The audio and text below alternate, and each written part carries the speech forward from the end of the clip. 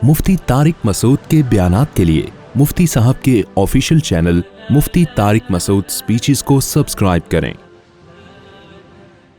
तो अल्लाह ने क्या फरमाया, वल्लदीन हुम लिअमानात। ये पता नहीं यहाँ से गया कैसे ये बयान, फौज पे नहीं लगी, ईमानदारी के हवाले से बात हुई थी। ये इंडिया के जहाज पे कैसे आ गई, इंडिया के जहाज पे कहाँ से आ गया? मैं खैर दिल्ली से समेटता हूँ बयान को मैं। तो अल्लाह ने क्या फरमाया, ईमान वाले अमानतों के पासदार होते हैं। तो अमानतों का मतलब क्या हुआ कि वल्लदीन हुम लिअमानातिहिम व अहदिहिम। अमानत का मतलब आपके पास कोई रकम रखवाए तो आपको इस बात की फिक्र होनी चाहिए कि मैंने एज इट इज ये रकम उस तक पहुंचानी। कमेटियां खुलती हैं, जिसके हाथ में कमेटी डाली जाती है उसको समझा जाता है ये ईमानदार है, खा जाता है। बाज दफा वो बहुत वाकयात होते हैं, कमेटी डाली थी भाग गया। अमानत में ये भी है, आपने पार्टनरशिप पे कोई बिजनेस शुरू किया, अब आप उसको असल प्रॉफिट बता ही नहीं रहे, क्योंकि जब आप उसकी रकम से जो प्रॉफिट कमा रहे हो उसका मालिक कौन है, आप हो या वो है? वो है। आप उसको डंडी मार रहे हो, प्रॉफिट नहीं बता रहे। आज एक मेरे सामने वाकया आया कि एक साहब को, ये जो गवाले होते हैं ना, गवाले, एक साहब ने कहा मेरा भैंसों का कारोबार था, तो गवाले दूध निकालते हैं, उनको मुलाजमत, उनको कमीशन मिलता है या तनख्वाह मिलती है। उन्होंने मुझे बताया, मुफ्ती साहब खुदा के लिए इस पे बयान करो, गाय वालों का, दूध वालों का जो पालते हैं ना, उनका बेड़ा गर्क होता जा रहा है गवालों की वजह से। गवालों में ईमानदार बहुत कम होते हैं। मैंने कहा क्यों भाई?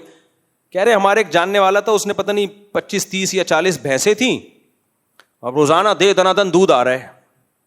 गवालों ने, कमबख्तों ने यहां कोई पानी की बोतल चिपकाई हुई है, सॉरी कोई पंप है दूध खींचने वाला। अब मुझे तो ये टेक्नोलॉजी का नहीं पता ना, कौन सी टेक्नोलॉजी इस्तेमाल हो रही है इसमें। वो जितना दूध निकल रहा है उतना ही सक करके कहीं लेके जा रहे हैं वो दूध, मालिक को पता भी नहीं चल रहा। और कहा कि एक और जुर्म गवाले कर रहे होते हैं, दूध निकालते हैं तो पीते भी हैं साथ साथ। उन्होंने कहा अब तो ये कानून बन गया, 8-10 किलो तो तू पी जा, कोई मसला नहीं है, इससे ज्यादा नहीं पीना। यानी इतना फ्रॉड हो रहा है इस फील्ड में। और ये तो मेरा अपना तजर्बा है, मैं बकरी खुद कई दफा मैंने पाली है, कद भी निकालती है, दूध भी देती है, बीमार भी नहीं होती। आप वो बकरी चरवाहे को पकड़ा दो। मैंने बकरी के बच्चे पाले हैं, पूरे बड़े हुए हैं, जैसे हमारे अपने बच्चे बड़े हो गए ऐसे बकरी के बच्चे भी बड़े हुए, उनकी शादियां हुई, उनके बच्चे हुए, सब कुछ हुआ। लेकिन वही बकरी का बच्चा आप चरवाहे को पकड़ा दो, सारी बकरियां बड़ी होंगी, वो बच्चा कभी भी बड़ा नहीं होगा, वो उतने का उतना ही रहेगा। अबे जब ये क्यों बड़ा नहीं हो रहा? कहते हैं मुसाब असल में एक्चुअली इसकी नस्ल ही ऐसी है यार, बाकी जितने तेरे बकरे हैं वो सारे बड़े हो रहे हैं। तो हर फील्ड में खयानत है। आप दुकान खोल के किसी को मुलाजमत पे बिठा दो, अमीन था ना वो, आपने उस पर ट्रस्ट किया ना। अमीन किसे कहते हैं? जिस पे ट्रस्ट किया जाए। कोई कारोबार उसके हवाले किया जा रहा है, उस पर ट्रस्ट करके, कोई ठेका उसको दिया जा रहा है, उस पर ट्रस्ट करके। अभी एक ठेकेदार को हमने पकड़ा, यानी हमारे दोस्तों ने पकड़ा, मुझे बताया वो कर क्या रहा है। ये तो बहुत सारे ठेकेदार करते हैं, आपने सरिया डलवाना है, आपने कलर करना है, ठेकेदार को काम दिया घर बनाने का, ठेकेदार ने जाके सरिये वाले से बोला कि देना इतने का है और रसीद ज्यादा की बनानी है। ये बहुत हो रहा है सोसाइटी में, ये तो इतना हो रहा है कि इसको तो बुरा ही नहीं समझा जाता। मैं अपने साथ होने वाले वाकयात इसलिए नहीं बयान कर रहा कि जिन्होंने धोखा दिया वो समझ जाएंगे, वो बोलेंगे मुफ्ती साहब ने मिंबर पे बैठ के हमारी पोल पट्टियां खोल दी हैं, इसलिए मैं अपने वाकयात को स्किप कर रहा हूं। तो लोग बताते हैं कारपेंटर कैसे डंडी, आप किसी कारपेंटर को बोल दो कि ये दरवाजा बनाना है, अलमारी बनानी है, और उस पर कोई एतमाद करके बोलो भाई लकड़ी भी तू लेकर आ, सारी चीजें तू लेकर आ, वो क्या करेगा? वो जहां से दरवाजा खरीदेगा या लकड़ी खरीदेगा उसको बोलेगा कि मैं तेरी दुकान से ही खरीदूंगा सब कुछ, लेकिन एक फेवर तूने मुझे देना है कि जितने की लकड़ी है ना उससे थोड़ा ज्यादा की रसीद बनानी है। वो भी खुश होता है, अच्छा यार मेरे पास बाइक थी, अब तो वो किस्सा इतना पुराना हो गया कि अब जिसके बारे में कह रहा हूँ उसको, रेडियो पाकिस्तान है ना, रेडियो पाकिस्तान, उसके यहाँ करीब में बाइकों की बहुत बड़ी मार्केट है। तो मेरी GTO 125 रखी हुई थी, शौक था, मैं वहां जाता था, कभी बाइक में कोई काम निकल आया तो जो मैकेनिक था ना وہ مجھے کہتا تھا کہ یہ اس کا یہ پرزہ خراب ہے, فلاں شاپ سے خرید لیں, وہ اچھے ریٹ پہ دیتا ہے. میں جاتا تھا اچھے ریٹ پہ لے لیتا کہ یار یہ جب میرا میکینک مجھے کہہ رہا ہے, بعد میں پتا چلا یہ کمبخت کا کام ہی یہی ہے, اس کا کھانچا کھلا ہوا ہے اس شاپ سے, اسپیئر پارٹس کی دکان سے اس کا کھانچا ہے, اور یہ کوئی پارٹ اگر ریپیئر کرنے سے ٹھیک ہو بھی جاتا ہو نا, یہ ٹھیک نہیں کرتا بلکہ نیا خریدنے کا آرڈر دیتا ہے, اور آرڈر بھی وہیں سے دے گا. اچھا میں تو اس کی دکان سے لیتا تھا, تو اس دکان والے نے مجھے کہا کہ یار مفتی صاحب یہ میکینک بہت اچھا آدمی ہے, تھوڑا مہنگا ہے لیکن بندہ بہت زبردست. دونوں کا ایک دوسرے کے مکھن پالش کا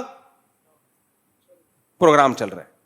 اس دکان والے نے اس کی تعریفیں کرنی ہے, فیور کیا لے رہا ہے کہ جتنے بھی پارٹس خریدوانے وہ میری شاپ پہ بھیجنا, اور اس نے اس سے دو چیزیں, کمیشن بھی باندھا ہوا ہے اور تعریفیں بھی باندھی ہوئی ہیں کہ جو کسٹمر آئے میری تعریفیں کرنی ہے. اور تعریف بھی ایسے کرتا تھا کہ مفتی صاحب یہ جو مکینک ہے نا, یہ مکینک تھوڑا مہنگا ہے, یعنی تھوڑی برائی کر کے تعریف کرو نا تو زیادہ چلتی ہے. تبھی کہتے ہیں وہ جھوٹ بہت خطرناک ہوتا ہے جو سچ میں ملا کے بولا جائے, کیونکہ باقی سچ کی وجہ سے اس جھوٹ کو بھی لوگ سچ سمجھنا شروع کر دیتے ہیں.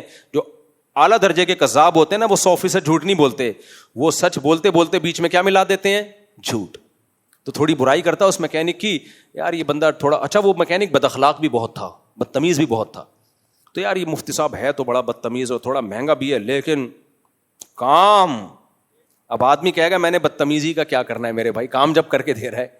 تو میں نے اس کے اخلاق سے کوئی تبلیغ میں تھوڑی نکلا ہوں اس کے ساتھ اخلاق سیکھنے کے لیے. میں یہ آج بہت ہو رہا ہے, لوگ مسائل پوچھتے ہیں, سعودی عرب میں بھی دوسرے ملکوں میں بھی میکینک گڑبڑ کر رہا ہوتا ہے, آپ نے اپنی گاڑی میکینک کے حوالے کر دی, آپ ٹرسٹ کر رہے ہو میرے بھائی اس پہ, اس کو چاہیے جہاں سب سے سستا ملے وہیں سے دے.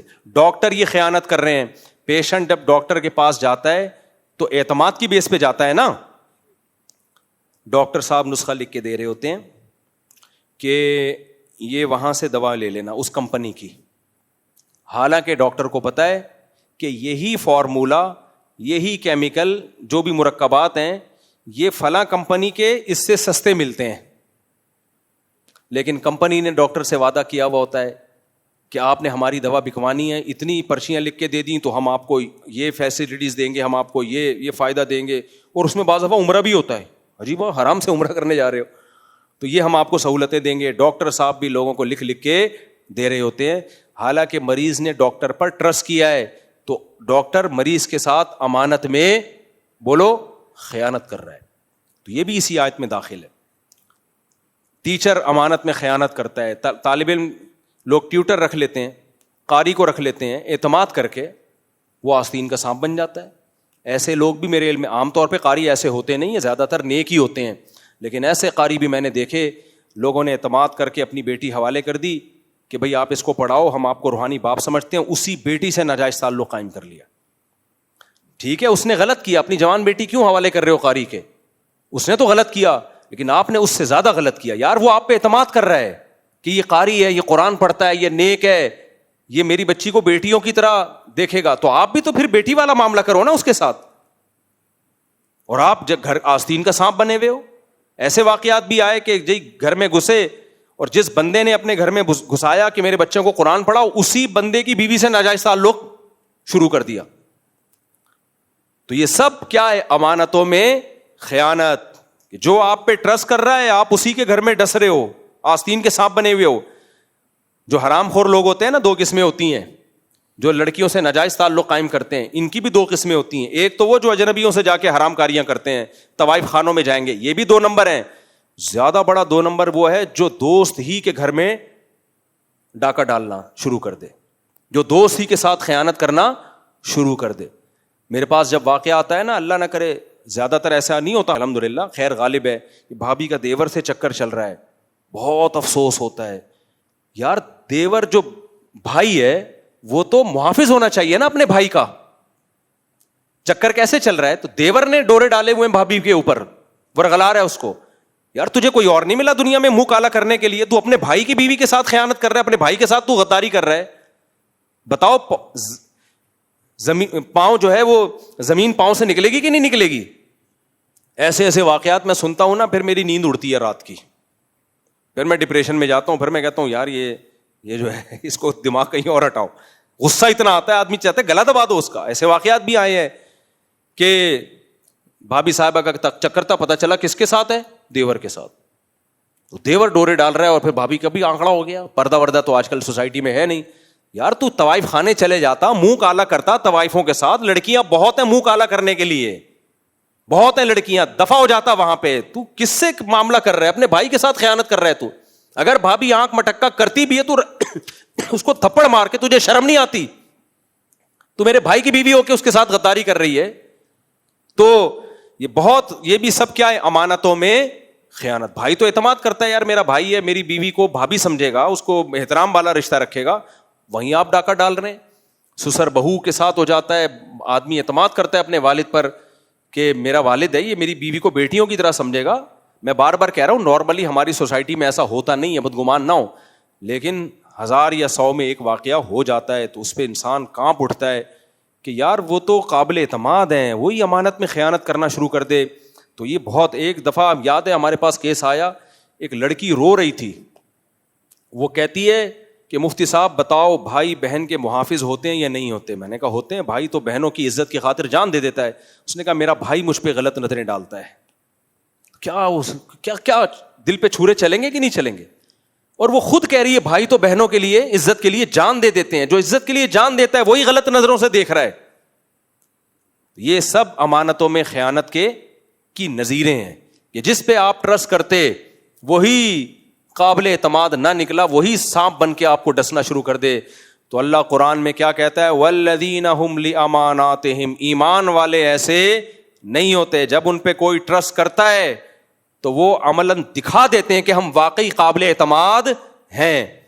وزیرستان وغیرہ میں اور یہ جو KPK کے علاقے ہیں نا, ان میں بھی بڑی مثالیں دی جاتی ہیں کہ ہمارے گھر میں اگر ہمارا دشمن بھی پناہ لینے کے لیے آ جائے, ہمارے شاگرد ہیں بہت سارے وزیرستان کے, جب یہ واقعات مجھے سناتے ہیں تو جیسے یہ بغیرتی کے واقعات سن کے میں ڈپریشن میں آتا ہوں نا, یہ والے واقعات سن کے وہ ڈپریشن کیا ہو جاتی ہے؟ ختم. یار غیرت مند بھی ہیں. ہمارے ایک شاگرد نے بتایا کہ مفتی صاحب ہمارا کوئی جانی دشمن ہو نا, اگر ہمارے گھر میں آ جائے پناہ لینے کے لیے, ہم کٹ جائیں گے, مر جائیں گے, اس کو قتل نہیں ہونے دیتے دشمن کے ہاتھوں. کیوں بھائی؟ ہم نے ایک دفعہ اپنے گھر میں گھسا لیا نا, تو اس نے ہم پہ ٹرسٹ کیا ہے نا کہ یار وہ دشمنی اپنی جگہ, وہ بعد میں لڑتے رہیں گے. یا تو گھساتے نہیں اس کو, لیکن جب چوکھٹ پہ آ گیا اس کو گھر میں ہم نے اجازت دے دی, تو اب یہ 2 نمبری نہیں ہوتی کہ آیا ہوا اشارہ کر کے اس کو مروا دو. نا دشمنی ہے تو دشمنی. یہ نہیں ہو سکتا کہ لیبل ہم یہ لگائیں کہ ہم تمہیں پناہ دے رہے ہیں اور ادھر سے دشمنی کر رہے ہوں. تو اور یہ حدیث سے ثابت ہے. دیکھو نبی صلی اللہ علیہ وسلم نے فتح مکہ کے موقع پہ کچھ کافروں کے بارے میں حکم دیا تھا, ان کو جہاں پاؤ قتل کر دو, جہاں پاؤ قتل کر دو. وہ بہت بڑے ظالم تھے. انہی میں سے ایک چھپ چھپا کے کہیں نبی صلی اللہ علیہ وسلم کے پاس آ گیا اور آپ کی خدمت میں بیٹھ گیا. آپ صلی اللہ علیہ وسلم چاہتے تھے کہ ان کو قتل کر دیا جائے. یعنی آپ کا ان پہ اتنا زیادہ غصہ تھا نا, انہوں نے ایسا کیا تھا کہ آپ کیا چاہتے تھے, ان کو قتل کر دی. لیکن وہ سامنے آ کے بیٹھ گئے. تو جب مجلس ختم ہوئی تو آپ نے صحابہ سے پوچھا کہ تم نے ان کو قتل کیوں نہیں کیا؟ تو صحابہ نے کہا کہ یا رسول اللہ آپ آنکھ سے اشارہ کر دیتے. بہت اہم حدیث ہے, اللہ کرے یہ اخلاق ہمارے اندر بھی آ جائیں. یہ آیت کا مفہوم میں بیان کر رہا ہوں, لِأَمَانَاتِهِمْ, امانتوں کا خیال کرتے ہیں, اس کا مفہوم آپ کی سمجھ میں آ جائے. تو نبی سے صحابہ نے کیا فرمایا کہ یا رسول اللہ اگر آپ چاہتے تھے کہ اس کو قتل کر دیا جائے تو آپ ہمیں آنکھ سے بولو اشارہ کر دیتے. آپ نے فرمایا ما کان لنبی ان تخون عینہ, کسی نبی کی یہ شان نہیں ہے کہ ان کی آنکھ خیانت کرے. کیا مطلب؟ یہ میرے سامنے آ کے ٹرسٹ کر کے بیٹھا ہے, مجھ پہ اعتماد کر کے بیٹھا ہے, تبھی تو آیا ہے نا. اگر اعتماد نہ ہوتا تو آتا. اور میں ظاہری ایٹیٹیوڈ یہ رکھوں کہ ہاں بھائی تم پناہ میں, اور ادھر سے اشارہ کر رہا ہوں کہ کیا کر دو ان کو قتل.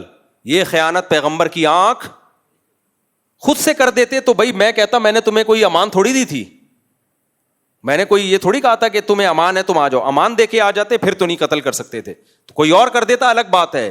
لیکن میری محفل میں کوئی بیٹھا ہوا ہو مجھ پہ اعتماد کر کے اور میں آنکھوں سے اشارے کروں, یہ بھی کیا ہے؟ خیانت. کیونکہ وہ ٹرسٹ کر رہا ہے. میں سمجھا پا رہا ہوں, اللہ کرے جو مضمون سمجھا پا رہا ہوں وہ میرے اندر بھی پیدا ہو جائے, آپ کے اندر بھی پیدا ہو جائے. آج ہماری سوسائٹی ایک نمبر کی بے غیرت بن چکی ہے. میں کسی کو ملامت نہیں کر رہا, ہم سب ایک جیسے ہیں, بہت دو نمبریاں ہیں, غیرت ختم, زبان پہ کچھ دل میں کچھ اور. کسی کے یہاں ملازمت کریں گے, اسی کی دکان کو کھا جائیں گے. اکثر میں واقعہ بیان کرتا ہوں, ہمارے دوست نے بکری کے چارے کی دکان کھولی اور مرغیوں کا چارہ, اس میں باجرہ بھی. وہ کہتے ہیں یہ میرا ملازم آدھا ڈرم باجرے کا کھا جاتا تھا. میں نے کہا آدھا ڈرم کیسے کہہ رہے؟ تھوڑا تھوڑا اٹھا کے بیٹھا ہوا ہے دکان پہ, ایسے ٹانگ پہ ٹانگ رکھ کے اخبار پڑھ رہا ہے, باجرہ بھی چل رہا ہے.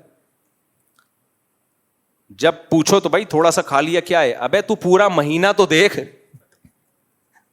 پورا مہینہ جب تھوڑا تھوڑا کھائے گا تو کہہ رہا ہے میں نے کاروبار ہی بند کر دیا. کیونکہ جس کو ملازمت پہ لا کے رکھو, گزرتے ہوئے کبھی دال کھا رہا ہے, کبھی چاول کھا رہا ہے, کبھی یہاں سے یہ کھا رہا ہے, کہہ رہا ہے جب حساب لگاؤ تو کم بخت آدھا تو